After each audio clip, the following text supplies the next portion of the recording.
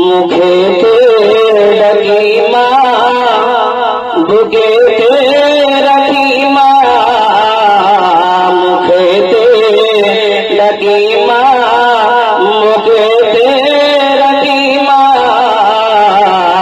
মাগো তুমি আমার জান কখনোই ভুলো না, মাগো তুমি আমার জান কখনোই ভুলো না। একবার মহব্বতে বলুন সুবহানাল্লাহ। মা বাপকে ভালোবেসে জোর সে বলুন সুবহানাল্লাহ।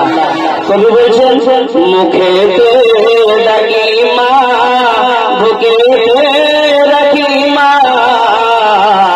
মাগো তুমি আমার জান কখনোই ভুলো না, মাগো তুমি আমার জান কখনোই ভুলো না।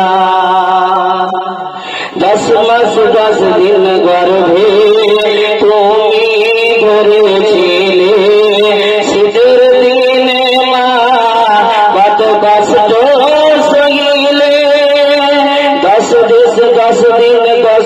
10 মাস 10 দিন গর্ভে তুমি ধরেছিলে, শীতের দিনে মা কত কষ্ট সইলে, মাগো তোমার দুধের বেলা কবু শোধ হবে না, মাগো তোমার দুধের বেলা কবু শোধ হবে না, মাগো তুমি আমার জান কখনো ভুলো না, মাগো তুমি আমার জান কখনোই ভুলো না।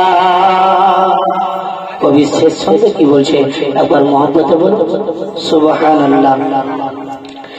ছেলের তারে মাঝ জান দিতেও রাজি হবে, ছেলের তারে মা জান দিতেও রাজি হবে। কবি বলছে ছেলের তারে মাঝ জান দিতেও রাজি হবে, সেই মাকে কেমনে দাও তুমি ফেলে, ছেলের তারে মাঝ জান দিতেও রাজি হবে, সেই মাকে কেমনে দাও তুমি ফেলে, মায়ের মতো আপন আর কেউ তো হবে না, মায়ের মতো আপন আর কেউ তো হবে না, মাগো তুমি আমার জান কখনোই ভুলো না, মাগো তুমি আমার জান কখনোই ভুলো না। ব্রাদার, সকলেরই জানা, সকলেরই জানে যে মা বাপ এমন একটা ব্যক্তি দুনিয়াতে মনে হচ্ছে এক ভাই চলে গেলে আর এক ভাইকেও পাওয়া যায়, বাবা চলে গেলে বাবাকে বাবার মতো করে পাওয়া যায় না। তবে রাসূল করিম সাল্লাল্লাহু আলাইহি ওয়াসাল্লাম বলেছেন যদি তোমার বাবা না থাকে, যদি তোমার বড় আড়োয়া ছোট আব্বা থাকে, তাহলে তুমি তাদেরকে তোমার বাবার মতো করে ভালোবাসবে। রাসূল করিম সাল্লাল্লাহু তাআলা আলাইহি ওয়াসাল্লাম বলেন যেটা তোমার বাবাকে ভালোবাসে নেকি পেতে, সেটা তোমার চাচাকে বাসলেও নেকি পাবে। মহব্বতে বলুন সুবহানাল্লাহ।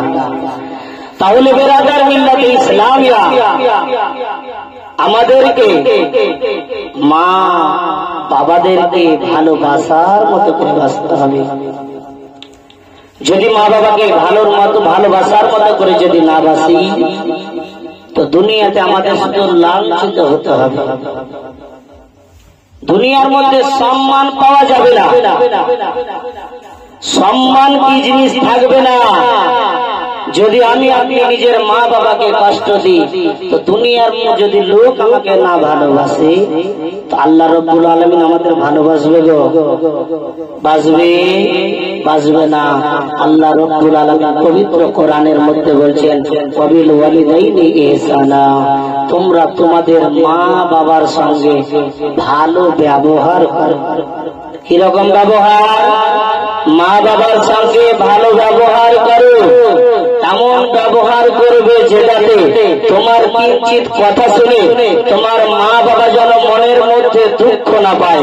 তোমার মা বাবা যেন তোমার কথাগুলি শুনে উহ করে যদি আওয়াজ করে, তুমি যত পরহেজগার মুত্তাকিন হয়ে যাও না কেন, তুমি যত তাহাজ্জুদ রোজার ব্যক্তি হয়ে যাও কেন, আল্লাহ রাব্বুল আলামিন আপনার কোন আমলকে, আপনার কোন ইবাদতকে আল্লাহ রাব্বুল আলামিন কবুল করবে না।